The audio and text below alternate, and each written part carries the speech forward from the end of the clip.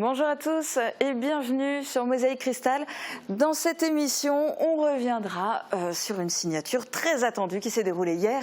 La convention sanitaire Mozart va permettre aux patients de ne plus tenir compte de la frontière pour les urgences cardiologiques et neurochirurgicales.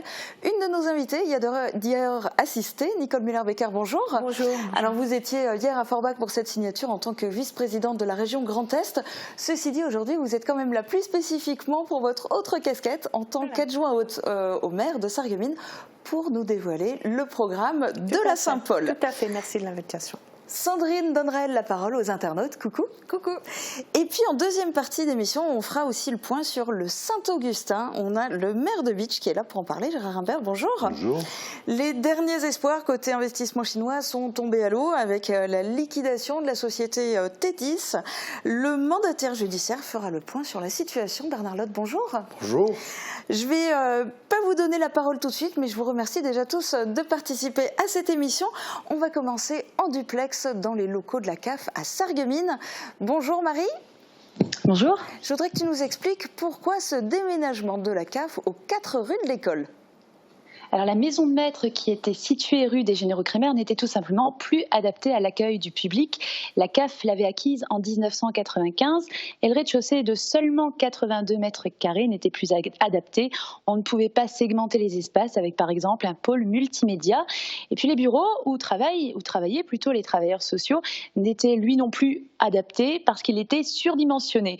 Il y avait pas mal d'espaces vides. Alors ceci a expliqué le déménagement de la CAF dans les locaux de la CPAM qui sont gracieusement mis à disposition via une convention. Nous étions ce matin sur place pour l'ouverture. On voit ça un tout petit peu plus tard dans le journal. Merci Marie pour tes explications. Merci à Uranie aussi pour les moyens techniques. Et effectivement, on va donc retourner à la CAF dans quelques instants, juste après le tour d'horizon de l'info en 60 secondes.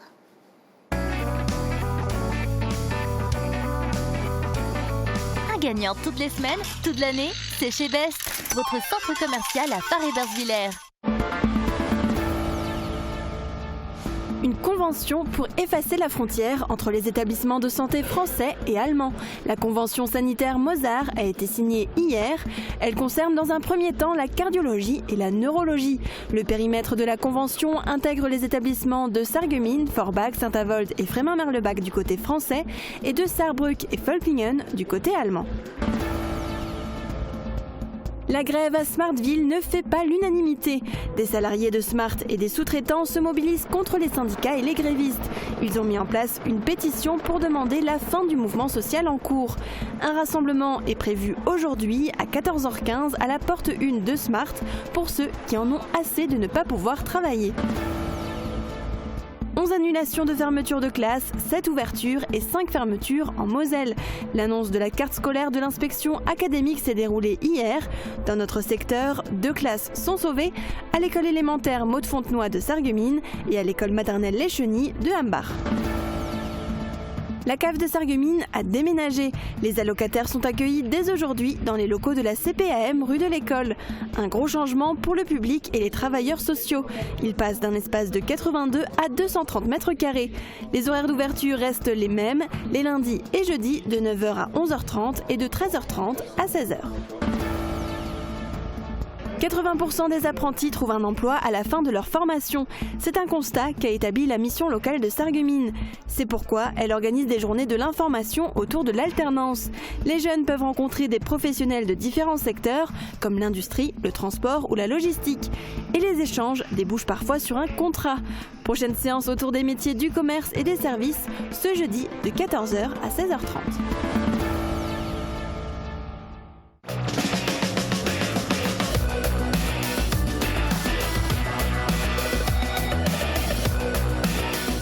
Comme un poisson dans l'eau au centre nautique de l'Aglo.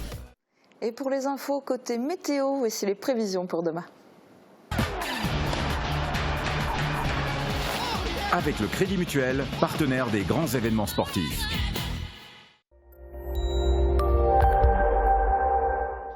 J'espère que vous n'avez pas rangé trop loin vos parapluies parce que le mauvais temps sera de retour déjà dès demain. Et il ne faudra pas vous fier aux éclaircies qui seront encore présentes en début de journée parce que le ciel va rapidement se couvrir.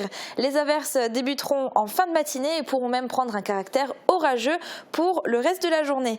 Côté température, il fera lourd avec des minimales qui iront de 12 à 13 degrés et des maximales de 24 à 26 degrés. Demain, nous serons le vendredi 14 juin et nous fêtons les Élysées. Le soleil se lèvera à 5h26 pour se coucher à 21h37. Et méfiez-vous parce que nous ne serons certainement pas les seuls à vouloir nous protéger de la pluie. Même les criquets pourront tenter de venir vous tenir compagnie. Merci à Antoinette Rumpler pour cette photo et si vous aussi vous souhaitez nous en envoyer, écrivez-nous par mail ou alors sur notre page Facebook.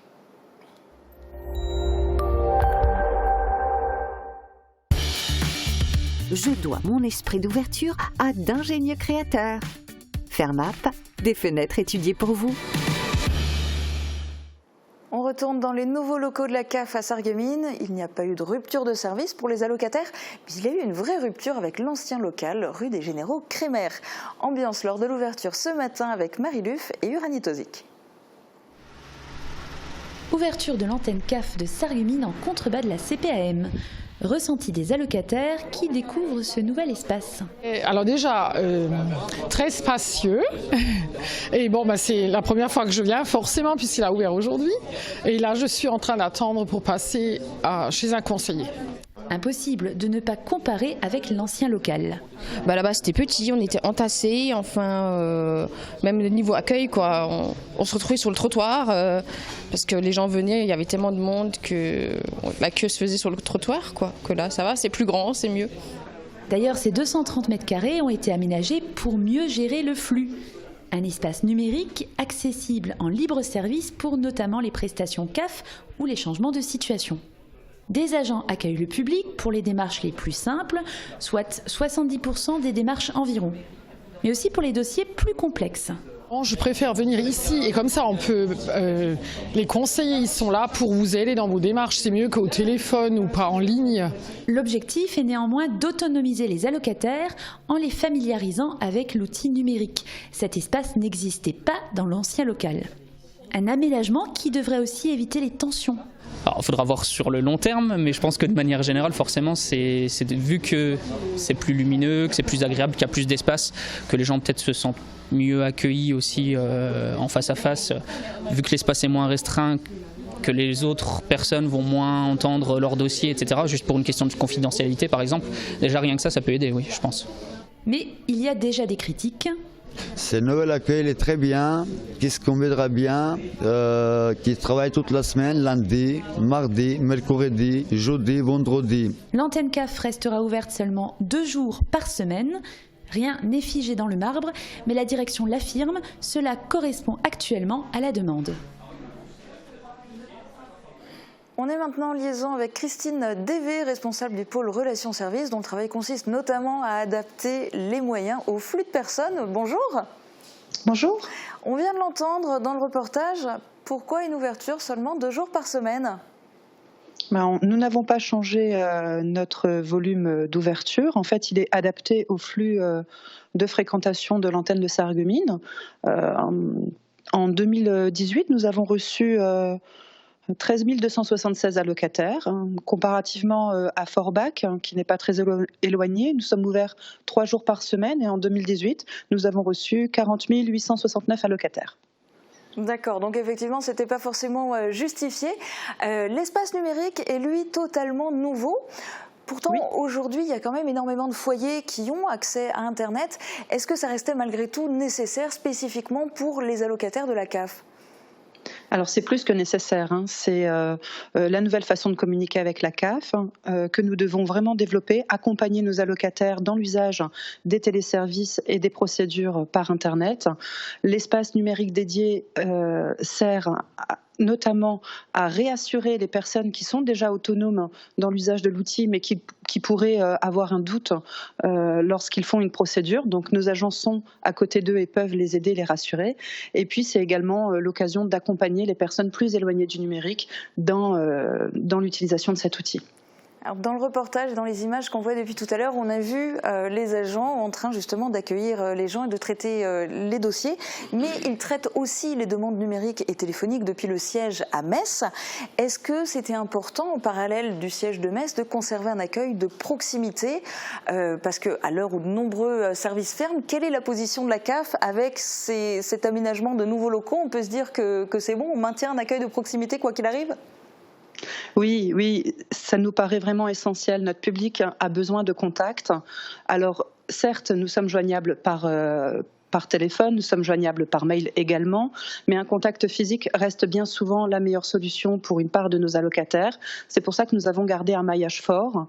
Nous sommes présents sur Sarreguemines, sur Forbach, mais également sur Sarrebourg et bien ailleurs dans le département.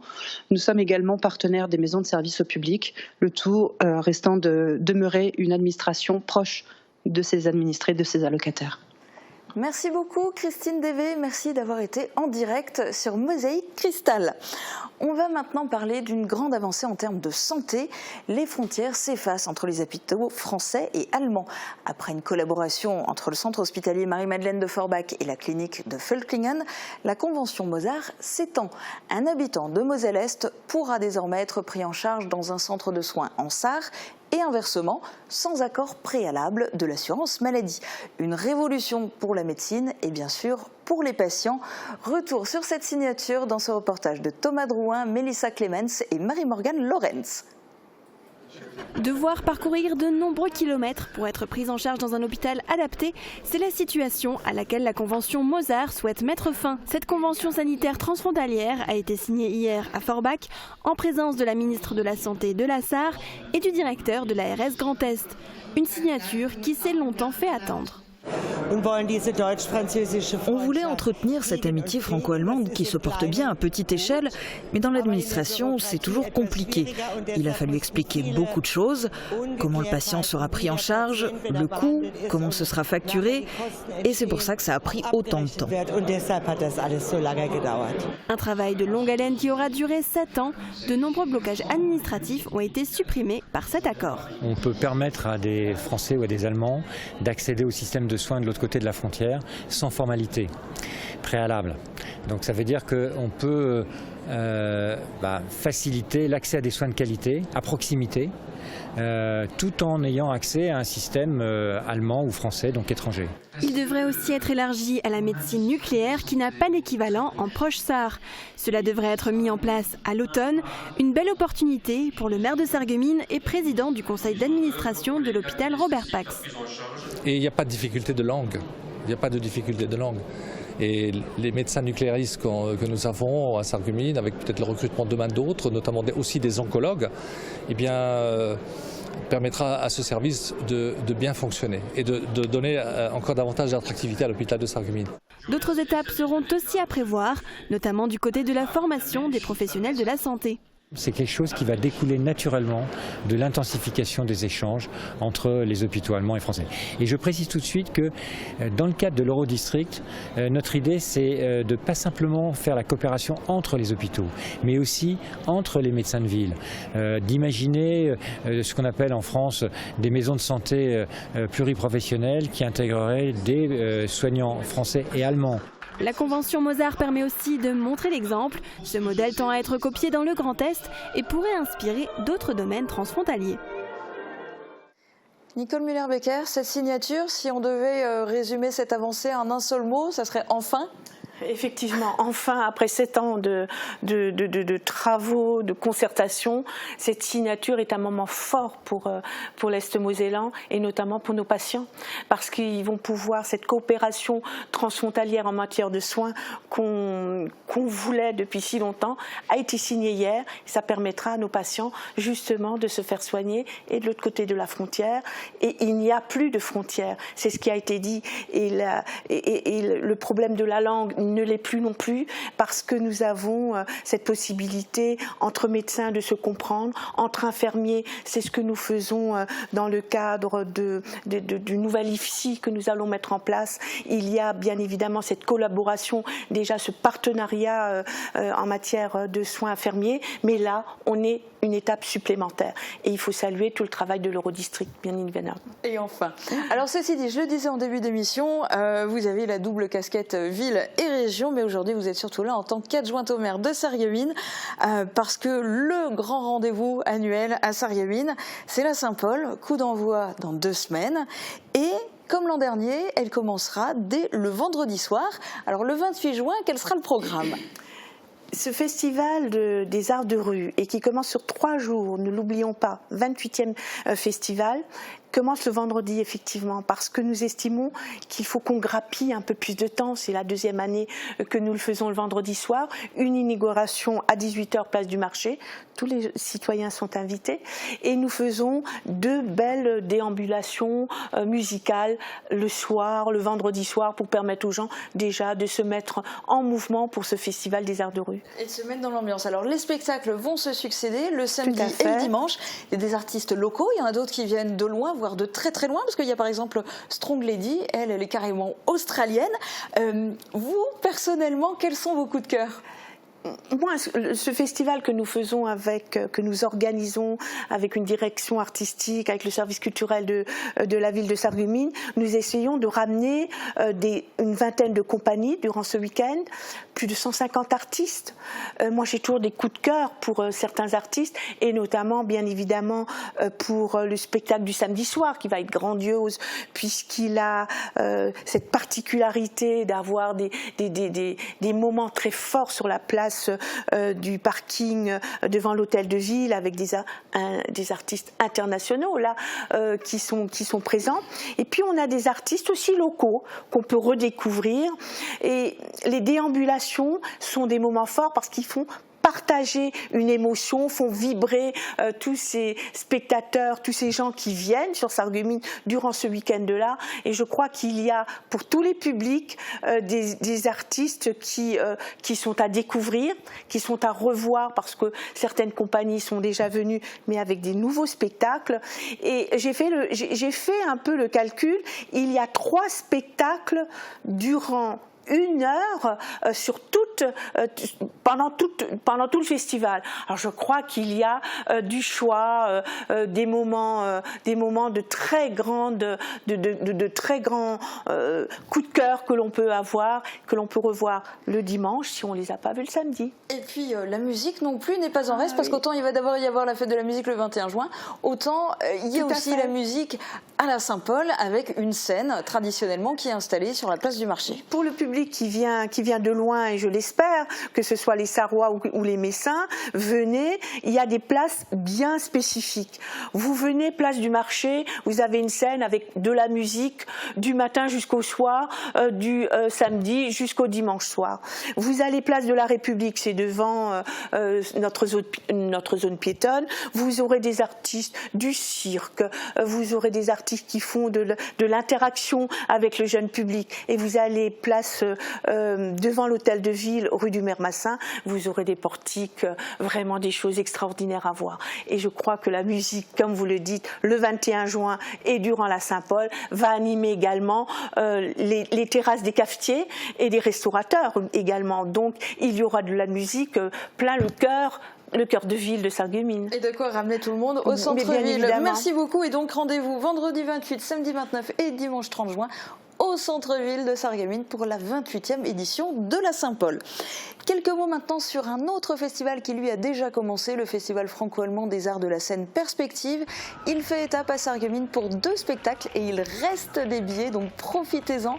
Rendez-vous ce soir à 20h30 à l'hôtel de ville de Sarreguemines pour Franito. Dans le décor d'une cuisine andalouse, Franito réunit l'indescriptible Patrice Thibault, ancien des Chiens, comédien et mime hilarant, et Fran Espinosa, célèbre danseur de flamenco. Alors c'est l'histoire d'une maman espagnole, un brin possessive, et de son fiston, danseur prodige. incapables de rester en place. Le second rendez-vous du festival Perspective à Sarreguemines, mais cette fois au Casino des Faïenceries, c'est le spectacle Cendre. Rendez-vous demain et samedi à 18h les 2 jours. C'est une compagnie franco-norvégienne qui manipule des marionnettes à taille humaine pour vous plonger dans l'ambiance d'un petit village norvégien où sévit un pyromane. C'est inspiré d'un polar et ça donne une expérience visuelle et sonore unique. On va parler de beach maintenant avec une très bonne nouvelle qui est tombée cette semaine. La Citadelle fait partie des 103 monuments en péril qui sont retenus pour la 2e édition du Loto du patrimoine. Gérard Rimbert, vous l'espériez cette annonce? Vous l'espériez déjà plus tôt? On l'espérait plus tôt puisqu'on avait postulé pour la première édition. On n'a pas été retenu, ce qui me paraissait un peu dommage. Et puis la venue de Stéphane Bern à Beach pour le tournage du film Meurtre en Lorraine m'a permis de lui faire part de mon émotion de ne pas avoir été retenu. Et nous avons redéposé pour la 2e édition, on a postulé. Et voilà, le résultat est là et c'est très bien. Alors, ça fait partie des monuments en péril. Pourquoi? Quels sont les gros travaux nécessaires au niveau de la Citadelle? Mais une vieille dame comme la Citadelle, elle a besoin d'un entretien. C'est le patrimoine local d'abord, mais c'est un patrimoine régional et c'est même un patrimoine national. Ça ne devrait même pas être à la seule ville de Beach de l'entretenir, ni même à la région Lorraine qui participe activement. Je rappelle simplement que nous consacrons à peu près 450 000 € par an à l'entretien de cette citadelle. Ces 450 000 € ont été financés jusqu'à présent par 30% par la région Lorraine. Grand Est, maintenant. Grand Est, oui. Grand Est, pardon. 30% par la DRAC et 30% par le département. Et depuis la loi NOTRe, les subventions départementales n'existent plus, les dotations de l'État étant moindres. Le département a supprimé cette ligne. Et donc, il nous demande de faire des demandes de subventions dans le cadre de ce qui est alloué aux communes. Mais ce qui veut dire que si je demande tous les ans pour la Citadelle, je ne fais aucun autre projet communal. Donc je me refuse à faire ça. Et le reste à charge étant de 40% actuellement, puisque les 30% du département, je les maintiens, 40% c'est beaucoup trop pour notre budget. Donc c'est un appel d'air, un ballon d'oxygène qui est bienvenu. Alors, c'est un appel d'air, mais ceci dit, l'auto du patrimoine, alors c'est très bien aussi pour la médiatisation, pour le regard, la focalisation que ça apporte, parce qu'évidemment, il va y avoir une meilleure visibilité, y compris en dehors du secteur proche. Mais côté financement, venant purement du loto du patrimoine, vous vous attendez à quoi ? Je ne m'attends pas à rien du tout pour l'instant. Je sais seulement qu'il y aura 23 millions à peu près d'enveloppes pour 103 projets. Bon, après, il faut voir la qualité des projets. Je ne peux pas préjuger de l'avenir. N'empêche, c'est un ballon d'oxygène financier. Et comme vous l'avez dit, c'est surtout intéressant sur le plan du focus médiatique. Et voilà, Beach est encore davantage connu. Après le film de Stéphane Bern et la Fondation du patrimoine, tant mieux. Et c'est déjà ça, et vous en avez bien besoin, d'autant que se repose le problème du Saint-Augustin. On va en parler tout à l'heure, mais on va d'abord donner la parole aux internautes. Voici la question du jour qui vous était proposée sur la page Facebook de Mosaïque Cristal. Regardez. Les règles du foot ont changé. Sanctions des mains, remplacement plus rapide, carton pour le staff. Depuis le 1er juin, de nouvelles règles ont été mises en place. Qu'en pensez-vous? Étaient-elles nécessaires? Est-ce qu'il en faudrait plus? Répondez-nous dans les commentaires. Alors Sandrine, qu'ont répondu nos internautes? Alors Maïko nous a écrit les hors-jeux devraient être sifflés tout de suite comme avant et pas laisser l'action se terminer. Et David lui a répondu qu'il est entièrement d'accord. René nous dit je pense que depuis que le football existe, les règles touchent à tout et sont donc bien faites. La vidéo pour les buts est une bonne chose et c'est beaucoup plus juste de pouvoir revoir la séquence qui a mené au but. Et du côté de notre story, on a également demandé à nos internautes s'ils étaient pour ou contre ces nouvelles règles justement. et les réponses sont plutôt mitigées puisque 44% des votants sont pour et 56% sont contre.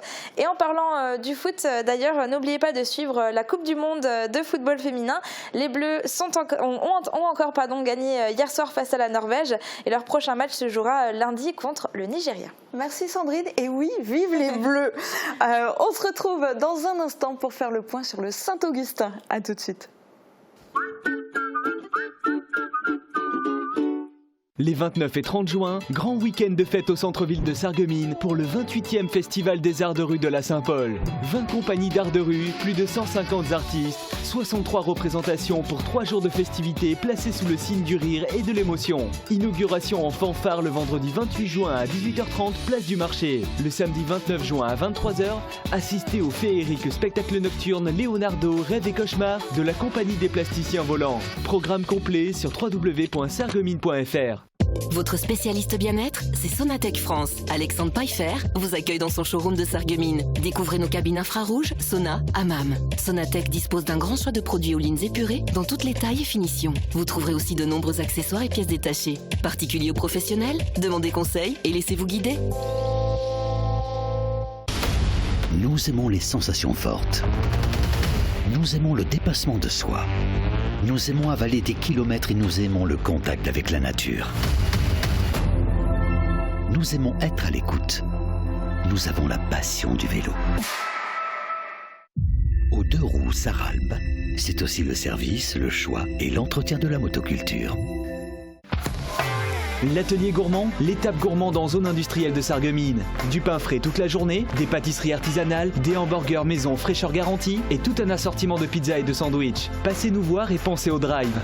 En ce moment, destination évasion avec le wrap Viva Mexico et le menu bacon New York.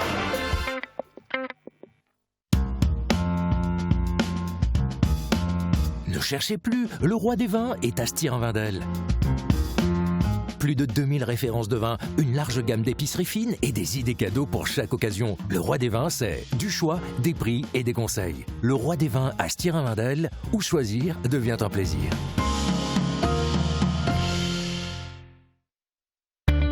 Toutes les tendances déco sont chez Pink, saison par saison. Et pour toutes les occasions, votre paradis déco vous accueille sur plus de 1000 mètres carrés. Venez chez nous. En plus, le parking est gratuit à l'arrière du magasin.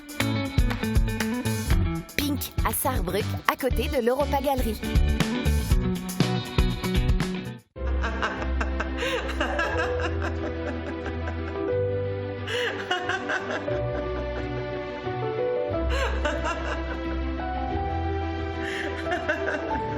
J'imagine que tout est OK.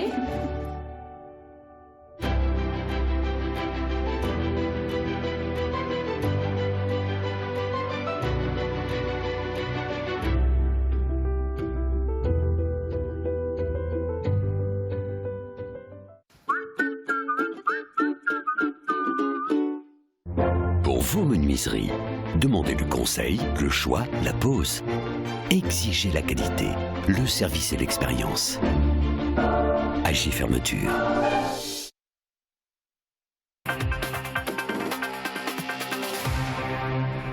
Focus sur le lycée-collège Saint-Augustin à Bitche. Il aurait eu 300 ans en 2023. Nos deux invités vont faire le point sur la situation actuelle. Mais faisons d'abord un petit rappel historique.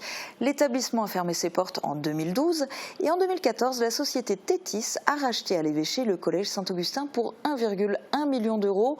Au total, 30 000 mètres carrés de bâtiments et 14 hectares de terrain. Une société avec son siège en région parisienne, mais fondée par 3 investisseurs chinois. Quel était exactement leur projet? Je vous propose de revoir le reportage qui avait été réalisé en janvier 2015. La société française à capitaux chinois Tétis est propriétaire du collège-lycée Saint-Augustin de Bitche depuis le 21 octobre dernier. Fermée depuis juin 2012, la société souhaite transformer ses 30 000 m² de bâtiments en 3 types d'institutions éducatives. The first one is Euro Sino. La première est un collège-lycée sino-européen qui enseignera en français et en chinois. Which use French and Chinese as the language of institution. And secondly, we want to Deuxièmement, nous souhaiterions ouvrir une sorte d'université, un centre de formation au management pour de jeunes managers européens et de jeunes managers chinois. Nous voudrions que les élèves puissent communiquer entre eux et apprennent à se connaître pour faire des affaires ensemble dans le futur. Managers from Europe and China, and we make a platform for them to communicate with each other, know each other, and prepare for the business. Et troisièmement, nous souhaiterions que les universités européennes et chinoises travaillent ensemble afin de créer un centre de recherche sur la culture, les relations et la technologie de ces deux pays. Dans un premier temps, l'établissement à Beach devrait accueillir 100 élèves français et chinois et proposer à leurs familles de s'installer au pays de Beach. Ce mouvement n'est pas isolé. En 2014, plus de 31 000 Chinois sont venus se former en France. Nous pensons que Beach est le centre de l'Europe. La ville est proche de l'Allemagne, de la Suisse et d'autres pays européens importants. La société Tétis souhaite ouvrir l'établissement scolaire d'ici 1 à 2 ans en fonction de l'avancée des travaux. Elle souhaite faire travailler des sociétés du BTP du pays de Beach et espère que l'établissement scolaire drainera aussi des opportunités d'emploi pour les Beacherlanders. Reste aussi à valider le projet pédagogique auprès des autorités préfectorales et académiques. Alors les travaux ont effectivement commencé en décembre 2015, mais en avril 2016, le chantier s'est arrêté. Gérard Imbert, en tant que maire de la ville, vous avez été régulièrement en contact avec l'entreprise Tétis. Quels étaient vos rapports et quel était votre degré de confiance? D'abord, je voudrais dire par rapport au reportage qu'on a vu, les gens qui étaient là, c'était la société Tétis France. Donc directement venant de Paris, même si ce sont des Chinois, et ça n'a rien à voir avec la société Tétis qui a été mise en liquidation judiciaire actuellement, puisque l'acteur principal, M. Chang, qui s'est accaparé Tétis France par après, a coupé les ponts avec ces gens-là, qu'on a vus à l'instant à l'écran. Donc c'était plus les mêmes. Et à partir de là, le degré de confiance, il est resté. La preuve, j'ai ici une lettre de M. Chang de 2015, 2 décembre 2015, qui se propose de racheter l'ensemble du site du 4e cuir à Beach pour en faire une école de médecine chinoise, un centre sino-européen, des tas de choses de genre. Et à partir de là, je commençais à douter un peu. C'était trop gros, trop beau? C'était trop gros. Et déjà qu'il fallait s'occuper du collège Saint-Augustin. Et je leur avais dit qu'avant d'ouvrir ou de faire n'importe quel travaux, il fallait s'occuper du clos couvert, donc la toiture. Ce qu'ils ont fait, et puis le chantier s'est arrêté malheureusement parce qu'ils n'ont pas payé les situations intermédiaires. D'où le tribunal de commerce, ils ont fait appel et c'est l'administrateur judiciaire qui a été nommé. La justice a mis fin en fait à tous les espoirs en prononçant la liquidation donc, de la société Tétis. Bernard Lotte, vous en tant que mandataire judiciaire, c'est vous qui êtes chargé de la vente du coup. Quelle est la mise à prix? Combien ça vaut le lycée Saint-Augustin? Alors pour la valorisation des biens immobiliers, j'ai sollicité l'autorisation au juge commissaire dans la procédure de faire une expertise immobilière par le cabinet Galtier à Nancy. Et les personnes étaient sur place cette semaine déjà. Et j'attends un rapport pour la fin du mois. Mais l'idée, c'est de faire une vente globale ou de fractionner par lot? Alors l'idée, c'est avant tout de savoir que ce collège de Beach fait partie du patrimoine local et patrimoine régional. Et autant que la citadelle, peut-être un peu moins. Mais je crois qu'il est très important que nous ayons une synergie dans ce dossier avec Monsieur le maire et moi-même et les autorités judiciaires pour que nous puissions mener à terme un projet qui soit valorisant pour les générations futures et un programme qui pourrait être fait en concertation avec la commune de Beach.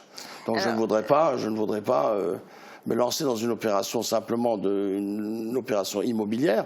Donc mais pas du démantèlement par l'eau. Je voudrais effectivement, je crois que nous sommes là au cœur de l'Europe, nous sommes au cœur d'une région magnifique.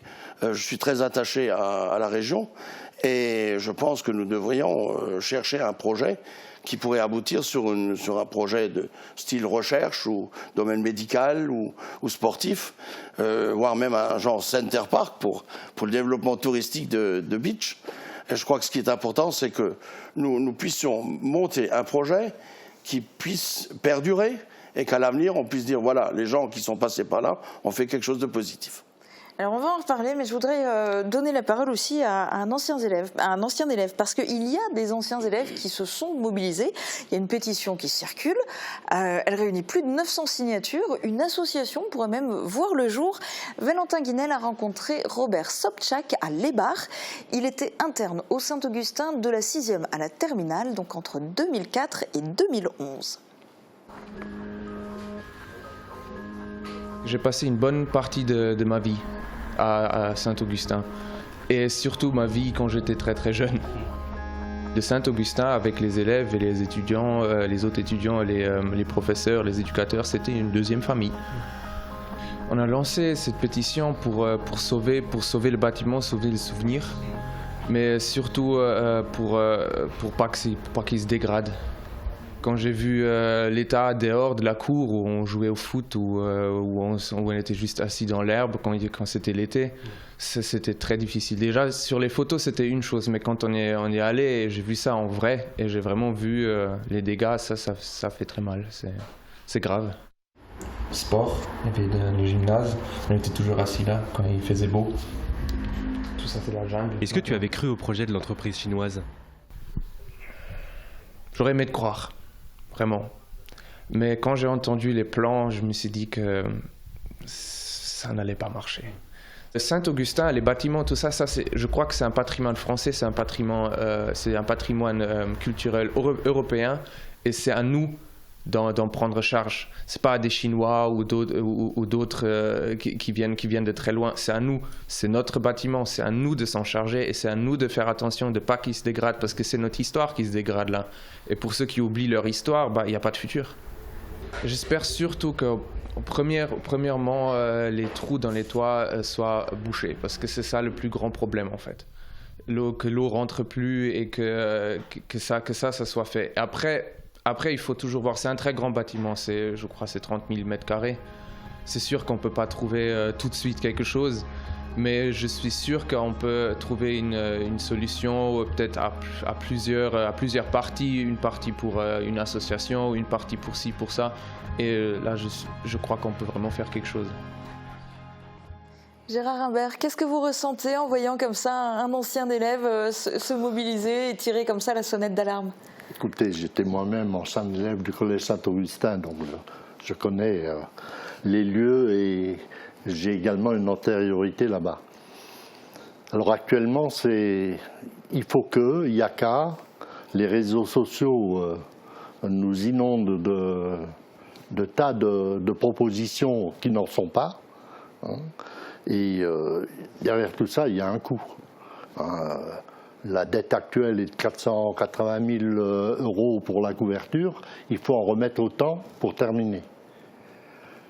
Après, il faut acheter. Donc ça sont les travaux purement au niveau du toit. Purement au niveau du toit. Pour le reste, la mise aux normes, l'électricité, enfin tout ce qui s'ensuit, l'isolation. Au bas mot, je pense qu'il y a une fourchette entre 6 et 10 millions de frais, de coûts à injecter, ce qui est énorme, qu'une ville comme Beach ne pourra pas supporter, c'est impossible, une collectivité ne peut pas se charger de ça.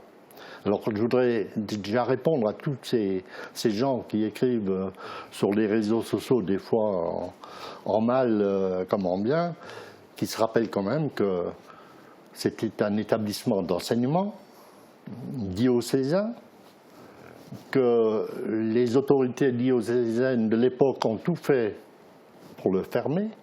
Je crois que le dernier directeur digne de ce nom, c'était M. l'abbé Schaff, qui est un Bichois d'origine, qui a tout fait pour sauver et pour sauvegarder cette institution.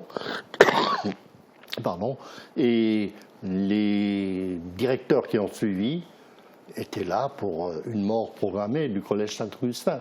Donc, je veux dire, c'est tellement grand oui, mais c'est tellement facile de dire allez, la commune devrait faire un geste ou la communauté de communes devrait faire un geste. C'est comme quand une entreprise ferme, on fait appel à l'État, hein, c'est pareil, alors que l'entreprise est peut-être à part. Mais là, ce sont des autorités diocésaines qui ont décidé de fermer. Donc, il faudrait d'abord se tourner vers ceux qui sont à l'origine de ce problème, avant de se tourner vers des collectivités locales. Deuxième chose que je voulais dire, Maître Lotte l'a laissé entendre, une ville ou une communauté de communes ne peut pas préempter sur un achat ou une vente d'un immeuble sans avoir un projet. Or, les projets, vous l'avez entendu, le brave lycéen qui venait d'en parler dit on pourrait peut-être mettre une association ou mettre un artisan par-ci, par-là.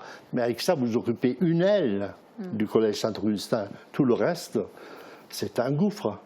Actuellement, le dernier directeur, enfin économe qui était là, il disait qu'il fallait mettre 250 000 € par an pour maintenir seulement le hors-gel. Là, actuellement, en hiver. Donc il faut isoler, il faut injecter bien des moyens pour rendre cet établissement viable. Le diocèse, il pourrait être de nouveau appelé à faire quelque chose au niveau du site. Eux, au niveau du diocèse, ils étaient bien contents de fermer et de réussir à vendre. Hein. Je pense pas il n'y a pas forcément d'espoir de ce côté-là. Je ne pense pas que le diocèse interviendra dans ce projet. Je crois que ce que disait M. le maire était fort juste. Je crois que ce n'est pas aux communes ni à la Comcom de présenter un dossier. C'est à le soutenir, oui. Et c'est pour ça qu'actuellement, j'ai quelques pistes d'éventuels amateurs sur des projets qui pourront être sérieux, que j'ai rencontrés. Pour l'instant, on est au stade de l'analyse. C'est quel type de projet? C'est de l'industriel? C'est du loisir? Parce qu'on parlait tout à l'heure de complexe. Ça peut être de tous ordres. Pour l'instant, je n'ai pas de directive bien précise, mais j'ai rencontré, j'ai 3 pistes actuellement de gens qui s'intéressent à la chose. Donc ce qui est déjà bien, c'est que nous avons des personnes qui s'intéressent au projet. Ensuite, la réalisation sera autre chose. Alors je sais que vous n'avez pas le droit de dévoiler leur identité, mais est-ce que ce sont ces 3 personnes des personnes qui sont plus ou moins du secteur ou pas du tout? Non, c'est des gens c'est des gens du secteur et d'ailleurs. Mais je veux dire, ce qui est important aujourd'hui, c'est de préserver déjà le bâtiment tel qu'il existe. Et une de mes missions, ça va être de trouver un arrangement avec un couvreur pour essayer de fermer la brèche. Mais je comprends très bien que l'entreprise qui a fait les travaux n'a pas été payée, donc ils ont arrêté du jour au lendemain. Par contre, ce que je tenais à dire, c'est de remercier l'ancien concierge, qui est M. Moignet, qui était encore là et qui est encore à ma disposition aujourd'hui pour surveiller. Et puis il fait des visites, il fait des tours du bâtiment pour éviter tout squat et toute destruction. Mais justement, parce que comment ça se passe en termes de sécurité? Parce que même si vous avez ce monsieur qui est bien gentil et qui met la main à la pâte, il ne peut pas être là 24 heures sur 24. Non, évidemment que non. Si vous vous retrouvez dans la même situation, parce qu'on l'a vu par exemple sur le site des anciennes faïenceries à Sarreguemines, des jeunes qui viennent et qui se blessent, et parfois très gravement, en termes de responsabilité, en termes de sécurisation du site, qui est responsable? Normalement, j'ai fait une assurance sur le site, dans le domaine professionnel, qui assure donc le site au niveau de la responsabilité. Et parce que du coup, qui paye? Que ce soit l'assurance, que ce soit les travaux? Ce sera à moi de payer. En qualité de liquidateur judiciaire en tant que représentant légal aujourd'hui de la SCI Tétis. Mais payer avec quels deniers qui viennent d'où? Avec les deniers qui proviendront de la vente ultérieure. D'accord, donc vous avancez et quand c'est vendu, vous commencez par récupérer tout ça. Parce que c'est une situation qui peut durer en plus. Oui, absolument. Mais enfin, on va essayer de faire pour le mieux, pour faire activer le dossier, pour que tout le monde trouve son compte dans ce dossier. Il faut quand même savoir que c'est un bâtiment énorme. Et les destinations futures, il n'y a que le scolaire, l'hospitalier éventuellement, ou alors... La construction d'un nouvel hôpital à Beach, vous y croyez, vous? Non, je dis, les bâtiments, la configuration, ça s'oriente plutôt vers ce genre de choses. Je ne vois pas ce qu'on pourrait mettre d'autre dans des bâtiments qui avaient une vocation scolaire à l'époque. Donc voilà, si un projet intéressant peut germer, bien sûr, on soutiendra. Quant à la société Tétis, je veux quand même dire, et d'ailleurs vous pouvez encore le vérifier sur leur site internet, ils sont propriétaires de la plus grande université allemande, d'une école de management à Paris, d'une école d'aéronautique à Bordeaux et d'un grand centre européen de traitement d'ordures ménagères ultra moderne en Suède ou en Norvège. Et le dernier point, c'était vraiment le collège Saint-Augustin. Mais alors tout ça, ça devient quoi? Eh bien voilà, c'est pour ça qu'on était un peu... La SCI Tétis, donc, qui est actuellement en liquidation judiciaire, n'est pas concernée par ces autres sociétés. Voilà. Elle n'est concernée... En fait, il n'y a que le Saint-Augustin, il n'y a rien d'autre. Dont le siège était dans le ressort du tribunal de grande instance de Sarreguemines. Alors ceci dit, dans ce que vous venez d'entendre au cours de cette émission, notamment le fait qu'il y aurait en tout cas déjà des gens intéressés, alors après à voir au niveau de la viabilité des projets, mais est-ce que ça vous rassure ou pas? Quels sont vos espoirs pour le site? Il faut garder espoir. Il est vrai qu'il y a des marchands de sommeil qui arrivent et qui vous font des propositions mirobolantes, et donc il faut se méfier, c'est clair. La société de M. Chang à l'époque, la société chinoise avec des capitaux sud-asiatiques qui étaient derrière tout ça, à un moment donné, je pense qu'ils étaient de bonne foi, ils voulaient avancer. Et puis il y a eu la période, il y a 2 ans, où l'État chinois avait dit stop, on n'investit plus à l'étranger, il faut concentrer les capitaux en Chine. Et donc il y a eu un coup d'arrêt à un moment donné. Et on les voyait moins. Et donc on s'est dit, ça va reprendre, ça va durer un peu. Et finalement, voilà, ça ne perdure pas. Et il y a eu une rupture, voilà. On pourrait peut-être rajouter aussi que la décision finale, lorsque nous aurons un projet viable, elle sera soumise au juge commissaire de la procédure. Donc il faut pas vous qui décidez. Je donnerai une option, évidemment. Voilà. Mais il me faut, la décision finale revient au juge commissaire, qui est donc chargé, c'est le tribunal d'instance de Sarreguemines qui est donc concerné par le projet. Voilà. Donc affaire à suivre. Merci en tous les cas, tous les deux, d'être venus témoigner dans cette émission. Merci à vous. Très bonne journée à tous, à bientôt.